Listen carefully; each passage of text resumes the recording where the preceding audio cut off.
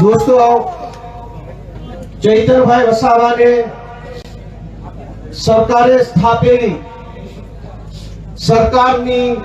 सरकारना पैसाथी चालती सरकारनी अदालते 7 वर्षनी सजा आपी અને સરકારે સ્થાપેલી સરકારના નિયમથી ચાલતી અદાલતે જે સજાનો ચુકાદો સંભળાયો એ સજા એ ચુકાદો આ જનતાની અદાલતમાં લઈને અમે બધા આવ્યા છે કે તમને એ માન્ય છે કે નહીં। લોકતંત્રમાં સરકાર કે કાયદો કે વ્યવસ્થા આ બધી જ વસ્તુ કરતા સર્વોપરી છે જનતાનો ઈરાદો, જનતાના આશીર્વાદ, જનતાની આશા શું છે। સરકારની પોલીસ સ્ટેશન, સરકારના સરકારી વકીલ, સરકારની ફોરેન્સિક લેબોરેટરીઓ, સરકારનો ફરિયાદી, સરકારની તપાસ, સરકારનો દલીલ, સરકારનું બધું જ, પણ જનતાની અદાલતમાં સરકારનું ના ચાલે। આ જનતાની અદાલત ભેગી થઈ છે, આ આદિવાસી સમાજની અદાલત છે। ચૈતરભાઈ ને સરકારની અદાલતે અને સરકારે ભેગા મળીને જે કાંઈ ન્યાય અન્યાય કર્યો એનો સાચો ન્યાય આદિવાસી સમાજની અદાલતમાં થવાનો છે અને નિર્ણય આજે અહીંથી આપણે કરીને જવાનું। દોસ્તો, સરકાર એમ કહે છે કે ચૈતર વસાવાને 7 વર્ષની સજા, જનતાની અદાલતના કરોડો ન્યાયાધીશો તમે અહીંયા ઉભા છો, તમે કહો તમે શું સજા કરશો ભાજપને? જો ભાજપની સરકાર ચૈતર વસાવાને 7 વર્ષની સજા કરે તો આદિવાસી સમાજની અદાલતમાં ભાજપને 70 વર્ષની જેલની સજા આપણે કરવાની થાય। આવનારા 70 વર્ષ સુધી ભાજપનું બટન નહીં દબાવવાનું અને એને સજા આપવાનો નિર્ણય આજે આ જનતાની અદાલતમાં થવો જોઈએ। લોકશાહીમાં જનતાથી મોટું હોય કોણ? જનતાથી મોટું કોણ? જનતાથી મોટી પોલીસ નહીં, જનતાથી મોટું જંગલ ખાતું નહીં, જનતાથી મોટા મુખ્યમંત્રી પણ નહીં, સૌથી મોટી જનતા, અને જનતાએ નક્કી કર્યું કે અમારો નેતા ચૈતર વસાવા છે। દોસ્તો, એટલે આ સજા માત્ર ચૈતર વસાવાને નહીં, જનતાને છે આ સજા, કેમ કે જનતાએ નક્કી કર્યું કે અમારો નેતા ચૈતર વસાવા। તો કરોડો લોકોને જે ચૈતર વસાવા ઉપર વિશ્વાસ છે, કરોડો આદિવાસીઓને જે ચૈતર વસાવાની ઉપર આશા છે, એને જેલમાં પૂરવાનો અર્થ એ થયો કે કરોડો લોકોને ભાજપની સરકારે સજા આપી છે કે તમારી પાસેથી તમારો નેતા છીનવી લીધો। અરે ભાઈ સાહેબ, કેટલા વર્ષો પછી ભગવાનના આશીર્વાદથી, પ્રકૃતિના આશીર્વાદથી, વડીલોના આશીર્વાદથી, હજારો વર્ષો પછી એક લડાયક ચૈતર વસાવા જેવો નેતા આપણા ગુજરાતના આદિવાસી સમાજને મળ્યો। અનેક લોકો ધારાસભ્યો બન્યા, સાંસદો બન્યા આદિવાસી સમાજના મત આધારે, પણ આદિવાસી વિસ્તારોમાં ચાલતી નકલી સરકારી કચેરીઓ ઉપર પહેલી વખત બોલ્યું કોણ? ચૈતર વસાવા બોલ્યા। અનેક લોકો આદિવાસી સમાજના મતના આધારે સાંસદો, મંત્રીઓ બન્યા, પણ આદિવાસીઓની જમીન ઉપર વિવિધ કંપનીઓ લાવી આદિવાસીઓને ખદેડવાનું કામ કરતા હતા, એની વિરુદ્ધમાં પહેલો મજબૂત અવાજ ઉઠાવ્યો કોણે? ચૈતર વસાવાએ। કેવડિયામાં, તાપીમાં, છોટાઉદેપુરમાં, ડાંગ જિલ્લામાં ચારો તરફ કંપની, થર્મલ પ્રોજેક્ટ, ફલાણો પ્રોજેક્ટ, ઢેકણો પ્રોજેક્ટ, તમામ પ્રોજેક્ટના નામે આદિવાસીઓને ઘર વગરના, જમીન વગરના, શિક્ષણ વગરના, આરોગ્યની વ્યવસ્થા વગરના કરવાના ષડયંત્રને રોકવાનું કામ કર્યું કોણે? ચૈતર વસાવાએ કર્યું। અને સરકારના પેટમાં તેલ રેડાયું કે આ ચૈતર વસાવા આદિવાસીઓને કાં આટલો બધો જાગૃત કરે છે? કેમ આદિવાસી યુવાનોને જગાડે છે? કેમ સુતેલો આદિવાસી સમાજને જાગૃત કરવાનું કામ કરે છે? ચૈતર વસાવાનો ગુનો એ નથી કે જંગલ વિભાગના કર્મચારી સાથે બોલાચાલી કરી, ગુનો તો એ છે કે જંગલની જમીન તમારી છે અને તમને અપાવવાની છે એવી જાગૃતિ સમાજમાં લઈને આવે। ચૈતર વસાવાએ જો બીજા ભાજપના આદિવાસી નેતાઓની જેમ રૂપિયા બનાવવા હોત તો જેલમાં હોત કે ઘરે હોત?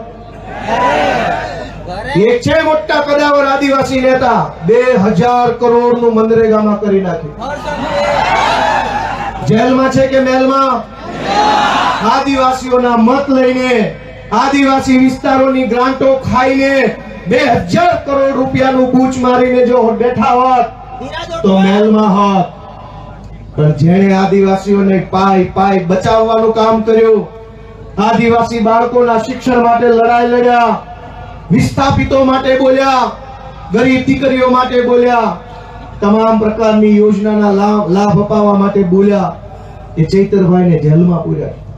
વિધાનસભામાં આજની તારીખમાં જેની ઉપર ગુજરાતની હાઈકોર્ટે આદેશ કર્યો હોય કે આ ધારાસભ્યો પર બળાત્કારની એફઆઈઆર નોંધો, જેની ઉપર બળાત્કારની એફઆઈઆર છે એ આજે વિધાનસભામાં છે. આજની તારીખમાં ધારાસભ્ય છે, જેલમાં નથી, બળાત્કારના આરોપી. જેની ઉપર મનરેગા કૌભાંડનો 2000 કરોડનો આરોપ છે એ વિધાનસભામાં ધારાસભ્ય થઈને બેઠા છે. જેની ઉપર જમીનો પચાવી પાડવાનો કેસ ચાલે છે 200 કરોડનો, એ અત્યારે ધારાસભ્ય છે. ગુજરાતના તમામ ચોર, લુચ્ચા, લફંગા, લબાડ, તોડબાજ, બળાત્કારી, ભ્રષ્ટાચારી, હલકા ધંધા કરનારા બધા જ લોકો આલીશાન જિંદગી જીવે છે. અને એક મામૂલી ગુનાની અંદર ચૈતર વસાવાને 7 વર્ષની સજા. 7મા ધોરણમાં ભણવામાં આવતું કે દેવડીએ દંડાય છે ચોર મુઠ્ઠી ઝારના, ને લાખ ખાંડી લૂંટનારા મહેફિલે મંડાય છે. કરોડોના કૌભાંડ કરનારા લોકો વટથી ફરે છે અને આદિવાસી સમાજ માટે લડનારા ચૈતર વસાવાને જેલમાં પૂર્યા છે. દોસ્તો, મારી તમને એટલી વિનંતી છે કે લડાઈ બહુ લાંબી છે. આજે આપણે બધા અહીંયા ભેગા થયા છીએ, અહીંયા આકડા પડકારા, જુસ્સો, આમ કરી નાખું તેમ કરી નાખું કરીએ છીએ, પણ સાચું આમ અને તેમ કરવાનું ટાણું છે ને મતદાનના દિવસે આવતું હોય છે. લોકશાહી છે, આમ તેમ જે કઈ, અને નર્મદા જિલ્લા વાળાએ તો આમ તેમ કરીને બતાવી દીધું છે. જો આમ થાય, આમ તેમ કેમ થાય ને, ગઈ ચૂંટણીમાં કહી દીધું કે આમ થાય. बहुत वाटा झुकेगा नहीं साला. બઠા પાડી દીધા. વડાપ્રધાને અહીંયા સભા કરી, ગૃહમંત્રીએ સભા કરી, પ્રદેશ પ્રમુખે કરી, પણ નર્મદા જિલ્લાના આદિવાસીઓએ કીધું ઝુકેગા નહીં સાલા. આવી જાય. આને કહેવાય અસલ ટાઈગર. પણ દોસ્તો, હું તમને છેલ્લી 2-3 વિનંતી કરીશ કે ચૈતરભાઈનો ગુનો શું? આ ભાજપ વાળા ટીવીમાં, સોશિયલ મીડિયામાં ચૈતરભાઈને બદનામ કરવાનું કામ કરે કે એને વન વિભાગ વાળાને આમ તેમ કહી દીધું, ધાકધમકી કરી લીધી. તમારા વન વિભાગ વાળા, તમારા પોલીસ વાળાએ અમારી હારે જે ધાકધમકી કરી છે ને એની સજા 700 વર્ષ આપો ને તો ઘટે એમ છે. આખા ગુજરાતમાં સરકારી માણસો જનતા હારે કેવું વર્તન કરે? સરકારી મામલતદાર, સરકારી પીએસઆઈ, સરકારી ટીડીઓ, સરકારી પ્રાંત, સરકારી આરએફઓ, આ બધા જ લોકો રાજ્યની નાની નાની જનતા સાથે કેવું વર્તન કરે છે? ઈ વર્તનની જો સજા આપવા બેસીએ ને તો એકેય માયનો લાલ ઓફિસમાં બેસી નહીં શકે, બધાને જેલમાં પૂરવા પડે. ચૈતર વસાવાએ 4 શબ્દો શું કીધા તો માઠું લાગ્યું. પણ દોસ્તો, ચુકાદો હવે જનતાની અદાલતમાં લાવવાનો છે. તમારે નિર્ણય કરવાનો છે કે આજ ચૈતર વસાવાને તમારા આશીર્વાદથી એક વખત ગુજરાતની સરકારમાં બેસાડો, પછી ખબર પડશે કે કેવી રીતે ન્યાય કરી શકાય. આપણે ક્યાં સુધી અન્યાય સહન કરવાનો? માંડ કરીને એક નેતા મળે, એક બાજુ બધા ભ્રષ્ટ નેતાઓ સમાજ માટે બોલે નહીં, લડે નહીં, અવાજ ઉઠાવે નહીં, ચૂપ થઈ જાય. એક બાજુ માંડ એક બોલનારો નેતા મળ્યો હોય, એને જેલમાં પૂરી દેવો. ગુજરાત ભરની જનતાને હું તો વિનંતી કરું છું, માત્ર આદિવાસી સમાજ નહીં, જે કાંઈ પણ થોડા ઘણા બોલનારા નેતા વધ્યા છે ને એની સાથે રહેજો, એને ટેકો આપજો, એની પડખે રહેજો, નહીંતર ગુજરાતમાં કોઈ બોલે છે. સરકાર એમ ઈચ્છે છે કે કોઈ પણ માણસ ભાજપની સામે બોલવો ન જોઈએ, કોઈ માણસ ભાજપની સામે અવાજ ન ઉઠાવવો જોઈએ, એવું સરકાર ઈચ્છે છે. પણ કેટલાક માણસો ચૈતર વસાવા હોય, પ્રકૃતિમાંથી પેદા થયેલા હોય, કોઈના બાપથી નો બીવે, સરકાર હોય કે સરકાર હોય કે જે હોય.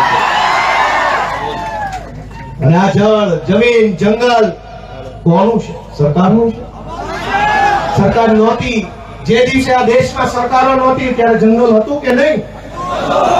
જે દિવસે આ દેશમાં કોઈ સરકાર, કોઈ પાર્ટી નહોતી ત્યારે જમીન હતી કે નહીં? અને જે દિવસે આ ભાજપ પાર્ટી કે એના નેતાનો જન્મ નહોતો ત્યારે આ ધરતી પર જળ હતું કે નહીં? તો ભાજપ વાળા પેદા નહોતા થયા ત્યારે જળ હતું, ભાજપ વાળા પેદા નહોતા થયા ત્યારે જમીન હતી, ભાજપ વાળા પેદા નહોતા થયા ત્યારે જંગલ હતું, અને ભાજપ વાળા પેદા નહોતા થયા ત્યારે આદિવાસી પણ હતા આ દુનિયા ઉપર, આ દેશ ઉપર. તમારી પોલીસ, તમારું ફોરેસ્ટ, તમારા બધા માણસો એ તો હમણાં આવ્યા. આ તો સદીઓથી હાલતી આવતી વ્યવસ્થા છે ને એને સંભાળીને રાખનારો આદિવાસી સમાજ છે દોસ્તો. આદિવાસી સમાજ જળ જમીન જંગલની રક્ષા કરે અને આદિવાસી સમાજની રક્ષા ચૈતર વસાવા કરે છે. એ વાત ભાજપ વાળાને ગમતી નથી દોસ્તો. અમારી લીગલ ટીમે મહેનત કરી અને હાઈકોર્ટમાં અપીલ ફાઇલ કરી. જે કાંઈ પણ ખેડૂતો બહેનો ચૈતરભાઈ અને શકુંતલાબેન સિવાયના બીજા જે કાંઈ મિત્રો જેલમાં છે અને ચૈતરભાઈ સહિત બધાય એમની અપીલ હાઈકોર્ટમાં ફાઇલ કરી અને શકુંતલાબેન જે નાનું બાળક છે એમને હાઈકોર્ટે છોડી મૂકવાનો આદેશ આપ્યો. આપણા માટે બહુ સારી બાબત કહેવાય. અને બહુ જલ્દી તમામ આપણા જે કાંઈ પણ સાથી મિત્રો જે નિર્દોષ જેલમાં છે એમને પણ વહેલી તકે જેલ મુક્તિ થાય એના માટેના તાબડતોબ પ્રયત્નો સતત ચાલુ છે. અને બહુ વહેલી તકે આપણને સારા સમાચાર મળે એવી હું આશા રાખું છું. આપ સૌને મારી એક જ વિનંતી છે કે આ લડાઈમાં ચૈતર વસાવાને, એના પરિવારને, એના બાળકોને ક્યાંય પણ એક સેકન્ડ પણ આપણે બધાએ, હું અને તમે ભેગા મળે એકલા નથી પડવા દેવાના. જ્યાં જરૂર પડે, જેવી જરૂર પડે, જ્યારે જરૂર પડે ત્યારે આપણે બધાએ સાથે ઊભું રહેવાનું છે. અમે બધા આજે સાથે છીએ. ચૈતરભાઈ સાથે બહુ પારિવારિક સંબંધ છે મારે. આમ તો હું જે કંઈ બોલું છું આજે બહુ દુઃખ થાય છે. વિધાનસભામાં ચૈતરભાઈ મારી બાજુમાં બેસે, અમે ખૂબ વાતો કરી, મારી બાજુમાં ઉભા આદિવાસી સમાજના અધિકારો વિશે પૂરી તાકાતથી બોલતા હોય છે અને એટલું સરસ રીતે આમ છાતી કાઢીને સરકારની આંખમાં આંખ નાખીને કહેતા હોય છે કે ભાજપ વાળાને ગમતું નથી. ભાજપ વાળાને એ વાત ગમતી નથી કે એક આદિવાસીનો છોકરો વિધાનસભામાં ઉભા રહીને મંત્રીઓની ફોજ, મુખ્યમંત્રી બેઠા એની સામે આંખમાં આંખ નાખીને બોલે છે કે આ જળ જમીન જંગલ અમારું છે, તમને નહીં ઘૂસવા દઈએ. બીજા પણ આદિવાસી નેતાઓ છે. યસ સર, જી sir, sir ticket sir, please ticket. Sir સમાજને છેતરી જાય, વાંધો નહીં, સમાજને આંખો બંધ કરાવી દઈશ, ઊંઘાડી દઈશ. મને ટિકિટ આપો એટલે હું મારા સમાજને છેતરીને મોકલી આવીશ. આનંદભાઈ પણ જોતા હશે, આનંદભાઈ પણ બોલે છે વિધાનસભામાં પૂરી તાકાતથી આદિવાસી સમાજ માટે. એ ચૈતરભાઈની બેરી બાજુ બેસે. દોસ્તો, 2-3 માણસ બધ્યા છે. ગમે તેટલી મોટી સરકાર હોય એની સામે પણ આંખમાં આંખ નાખીને બોલવાની હિંમત રાખે છે કે તું જે હોય તે, હું મારા સમાજ માટે બોલવા અહીં આવ્યો છું. તું જે હોય તે, સરકાર હોય તો ભલે, રાષ્ટ્રપતિ હોય તો ભલે, ને તું મોટી તોપ હોય તો ભલે. મને તો અમારા આદિવાસી સમાજે, અમારા ખેડૂતોએ મત આપ્યા છે તો હું એમના માટે બોલતો રહીશ. આજે હું પણ, મને મત આપનાર ખેડૂતો છે, કાઠિયાવાડના ખેડૂતોએ મને ધારાસભ્ય બનાવ્યો, આદિવાસી સમાજે ચૈતરભાઈને ધારાસભ્ય બનાવ્યા. અમને મત આપનારા લોકો માટે અમે બોલતા રહેવાના, લડતા રહેવાના અને ક્યારેય નથી ઝૂકવાના એ સંકલ્પ અમે લીધો છે દોસ્તો.